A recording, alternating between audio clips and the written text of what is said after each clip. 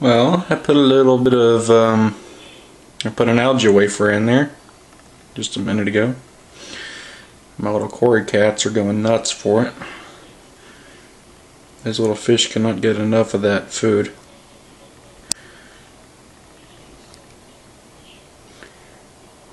They're gorgeous little fish. Even my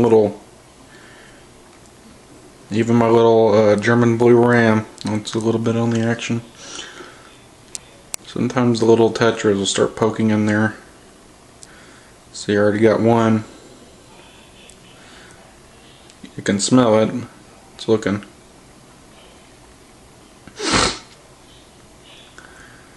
All the fish actually like the algae wafers quite a bit.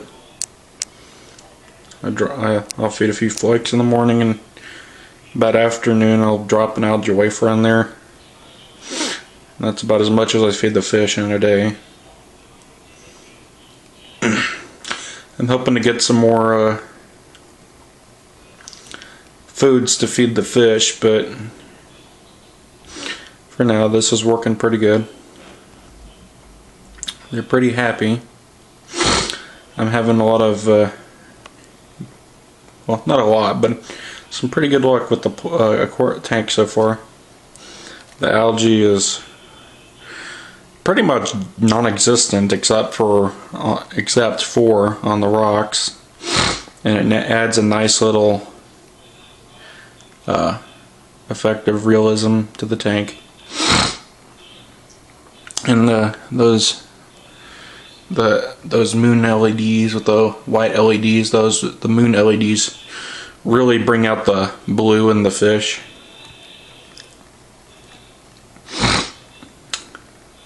I mean, that's the gourami looks so much better with these LEDs than with those fluorescent bulbs. We've got a lot of activity down at the bottom. All the little catfish are going nuts, and eventually the snails will figure it out and pile on there too. It takes a little while for the neon tetras to get interested in it. I guess they don't pick up the smells as easily as the catfish do. And that cichlid almost every time sees it. I don't think it smells it. It just sees the wafer drop to the bottom and it heads for it immediately. It's kind of hard to tell if it's a male or a female. Thought it was a male, but the dorsal fin, that the black part hasn't gone above the dorsal fin, so that begs the question if it's a female or not. But it's looking pretty good. It's got lots of personality. It's giving me no trouble. I don't have any ghost shrimp anymore. I guess they died or they got eaten or whatever. But that was before I even had this little guy. That was before I had the cichlid. And occasionally that big gourami goes in there to poke at something. I don't know what it's poking at, but it'll every day, every hour, almost every time I see it at the tank, it's poking around in there. I've had one or two neon tetras die in there, but I think I got rid of one of them. One of them, I think, the first one I didn't get out of there, but the second one I did manage to scoop out. Although they were already lame ducks before I had the tank set up. I have the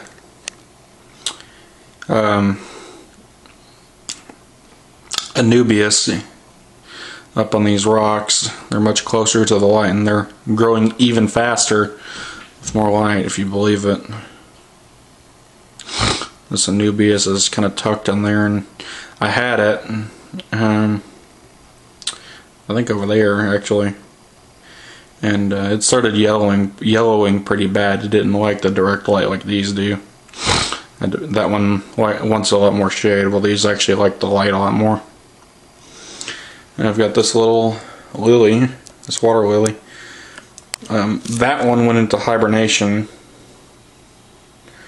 and I think I kept that and left it in there, put it in the substrate, thinking it probably won't do anything, but might as well see what happens. And lo and behold, about a month ago, it just pops right up and goes straight up, and it's doing pretty good, nice and red. And when I do water changes, sometimes it's blows the sand out into the point where there's gravel on the bottom. Gravel seeps up, and so some of the plants have gravel around them. I have some of the fluoride around them, so I think that's why the dwarf sage is growing so well now. It's because they're able to get some nutrients. There was a and the cories, they anytime I do a water change, they level it back out pretty quick. They're always trying to scoop up some of that sand and sift it. Oops, sorry about the camera shake. It's just fun watching the catfish eat the algae wafer. This little guy, he's nibbling at the sand. I know it wants some. Already got a snail, and ooh, unfocused. There we go. Already got a snail poking around there. I love these little catfish. They keep this tank nice and tidy. Except for the algae, but you know, cories aren't really algae eating fish. They just pick up the leftover food that if I overfeed or something.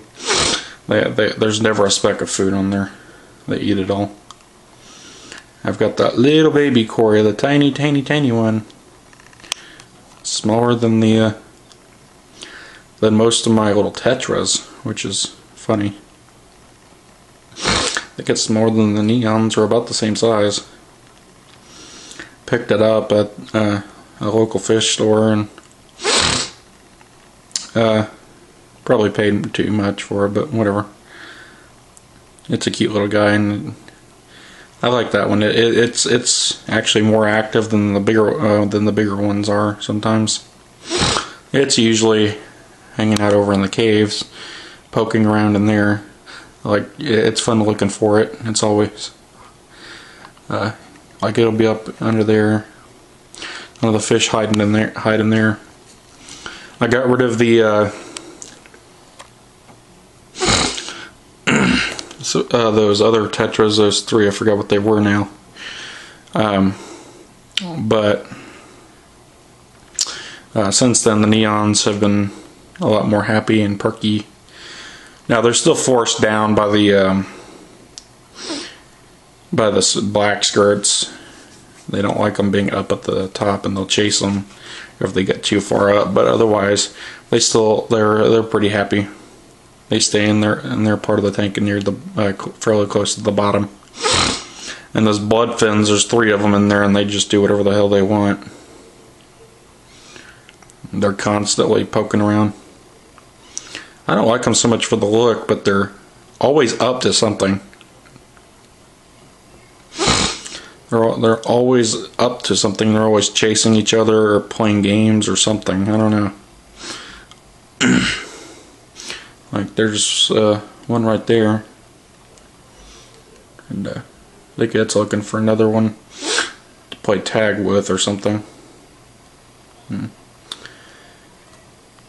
Well, you know, things are doing pretty good, and I've got a happy, healthy aquarium for now.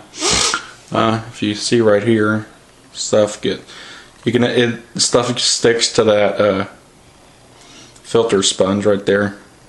It actually gets clogged up with all that crap. I could probably, with all the food and nutrients that get soaked up in there, probably overfeed, but I could probably put a protein skimmer in there.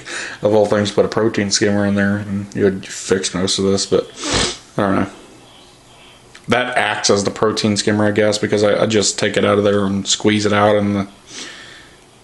in some used tank water, and when I'm doing a water change, and that usually cleans it up. If you can see the water flow, is drippy, drippy, drippy. So that means I need to clean it off because this aqua clear is at full flow. You can see right there, it's wide. That aqua clear filter is wide open. So I need to clean that off and be going again.